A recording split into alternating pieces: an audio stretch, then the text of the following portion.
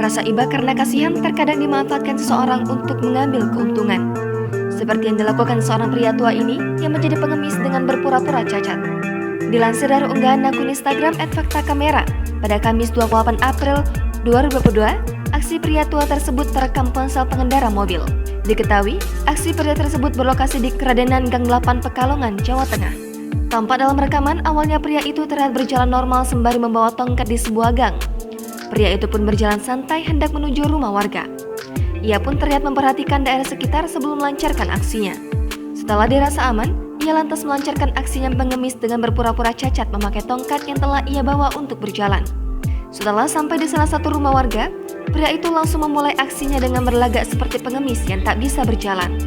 Pria bertopi tersebut tampak mengenakan kaos yang telah lusuh dan bercelana pendek. Pintu rumah warga yang ia datangi pun terlihat sedang terbuka lebar, sehingga pria tersebut nekat meminta-minta. Selang tak berapa lama, ia kemudian mencoba melangkah masuk ke rumah warga tersebut lantaran tidak ada yang menyahuti panggilannya. Sontak, unggahan ini pun menuai beragam komentar kritik dari warganet. Plus Tamatara tinggal cas. Aduh, skill ketukel. Assalamualaikum. Wisawi. Aduh sikilku. Aduh.